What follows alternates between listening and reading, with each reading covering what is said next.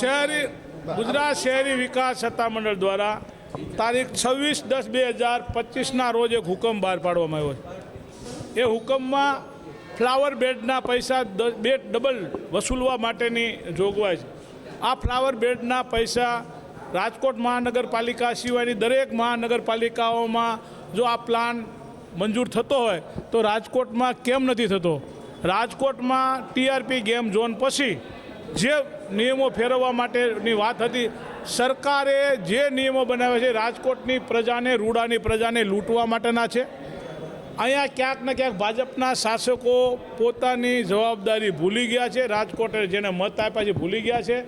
એના અનુસંધાને એ લોકો રજૂઆત નથી કરી અને રાજકોટ અને રૂડા વિસ્તારના લોકો માથે કરોડો રૂપિયાનો કરબોજ આવવાનો છે અને આવી ગયો છે। હુકમ અનુસંધાને બીપીએમસી કલમની જોગવાઈ મુજબ 1976માં 122 નંબરની કલમમાં રાષ્ટ્રપતિનો હુકમ લીધો છે, એટલે આ કલમમાં કોઈ ફેરફાર નથી થવાનો અને રાજકોટની પ્રજાએ ભોગવવું પડશે।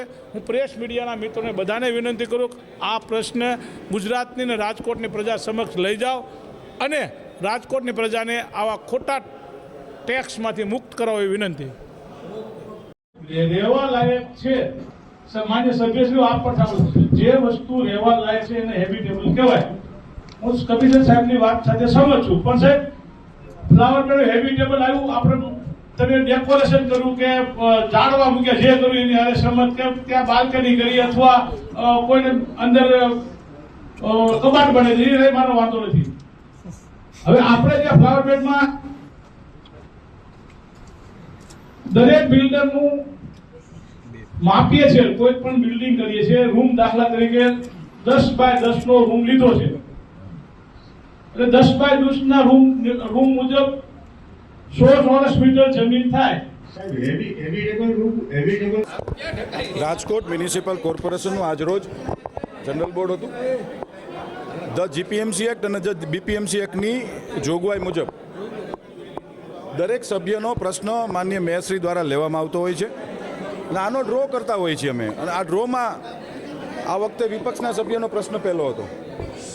હું કાયમ ભૂતકાળના જ્યારે જનરલ બોર્ડો થયા છે ત્યારે મીડિયાના મિત્રોની સમક્ષ હું કાયમ કહું છું કે જ્યારે જેનો પ્રશ્ન હોય એ પ્રશ્ન પૂછે છે અને મ્યુનિસિપલ કમિશનરશ્રી દ્વારા એનો જવાબ દેવામાં આવે। પણ ભૂતકાળની અંદર જ્યારે ભારતીય જનતા પાર્ટીના સભ્ય પૂછતા હોય ત્યારે ખલેલ પહોંચાડતા હતા, પણ અમારી ભારતીય જનતા પાર્ટીના સંસ્કારો અને અમારી ખાનદાની છે કે જ્યારે વિપક્ષના સભ્ય જ્યારે પ્રશ્ન પૂછતા હતા અને મ્યુનિસિપલ કમિશનરે આજે જવાબ આપ્યા છે અને કોઈ પણ પાર્ટીના કોઈ પણ કોર્પોરેટરશ્રીઓ, ભાજપના કોઈ કોર્પોરેટરે કોઈ વિરોધ કર્યો નથી।